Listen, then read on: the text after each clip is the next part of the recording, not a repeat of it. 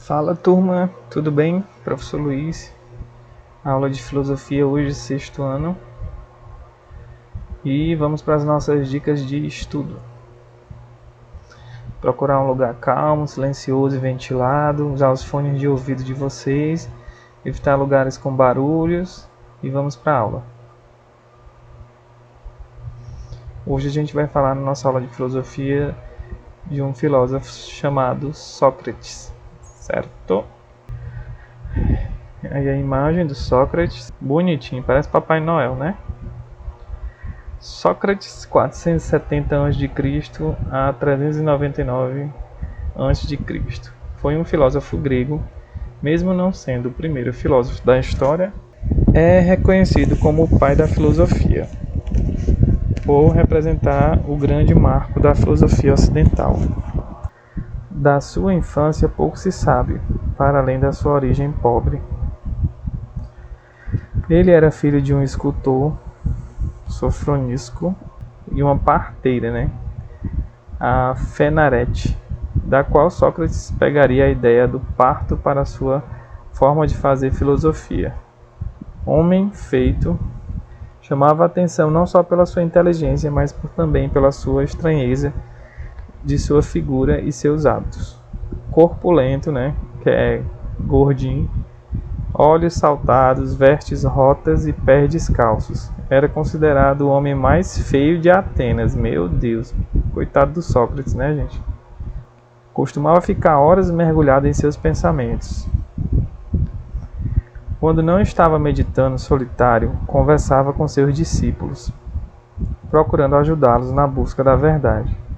Nessa época teve início a segunda fase da filosofia grega, conhecida como socrática ou antropológica, onde Sócrates foi o principal filósofo desse período da filosofia antiga. Nessa fase, os filósofos passaram a se preocupar com os problemas relacionados ao indivíduo e à organização da humanidade. Passaram a perguntar o que é a verdade, o que é o bem, o que é a justiça, uma vez que na primeira fase da filosofia grega a preocupação era com a origem do mundo, fase que ficou conhecida como período pré-socrático, da filosofia. Então aí vocês estão vendo, as ruínas do oráculo de Delfos, que é o templo do deus Apolo. Em sua entrada, lia-se: conhece-te a ti mesmo. E as principais ideias de Sócrates a gente vai ver agora. Para Sócrates existiam verdades universais, válidas para toda a humanidade em qualquer espaço e tempo.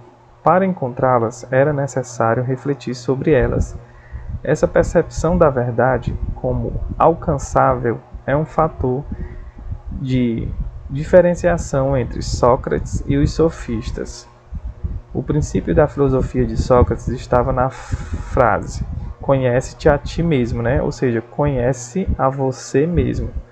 Um oráculo universal dado pelo deus Apolo na mitologia grega. Antes de lançar-se em busca de qualquer verdade, o homem precisa se autoanalisar e reconhecer sua própria ignorância. O próprio Sócrates, ao consultar o oráculo de Delfos, recebeu a mensagem de que ele era o mais sábio entre os gregos. Sócrates percebeu que ele era sábio porque dentre os sábios era o único que julgava não saber e buscar o verdadeiro conhecimento. Da afirmação, sua própria ignorância faz surgir a célebre frase, que a gente muito conhece, que é: só sei que nada sei. A partir dessa ideia, é desenvolvido o método socrático. O filósofo inicia uma discussão e conduz seu interlocutor ao conhecimento de sua própria ignorância através do diálogo. É a primeira fase de seu método, chamada de ironia ou refutação. Na segunda fase, a maenêutica, técnica que traz à luz, Sócrates solicitava vários exemplos particulares do que estava sendo discutido. Por exemplo, ao ser questionado sobre a coragem, desenvolve um diálogo com um general muito respeitado por sua atuação em guerras, o general Laques. Lhe dá exemplos de atos corajosos não satisfeitos. Sócrates analisa esses casos com a finalidade de descobrir o que é comum a todos eles. Esse algo comum poderia representar o conceito de coragem, a essência dos atos heróicos que existirá em qualquer ato corajoso, independente das circunstâncias que o cercarem. A técnica de trazer à luz pressupõe uma crença de Sócrates, segundo a qual a verdade está no próprio homem, mas ele não pode atingi-la porque não só está envolto em falsas ideias, em preconceitos, como está desprovido de métodos adequados. Ou seja, ele achava que o homem não estava preparado, para poder atingir essa verdade, ou de buscar essa verdade, porque ele estava envolto, em ideias de preconceitos, e que ele não tinha como atingir essa verdade, porque ele não sabia que tipo de métodos ele tinha que fazer, que tipo de fonte de pensamento ele tinha que utilizar para poder atingir essa verdade. É hora de irmos, eu para a morte, vós para vossas vidas. Quem terá a melhor sorte? Só os deuses sabem.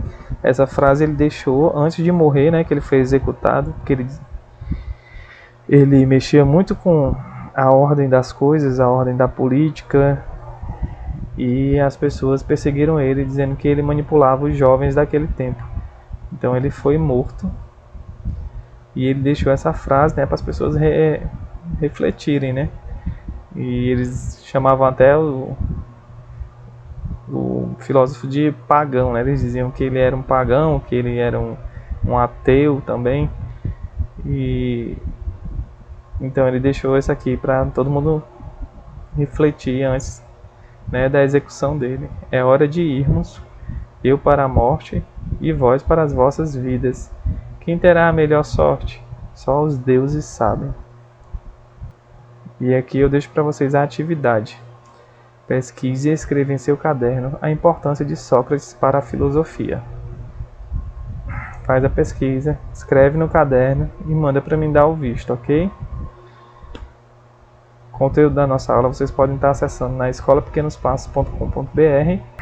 Lá vocês vão ter acesso aos slides e às videoaulas, ok? Um grande abraço e até a próxima.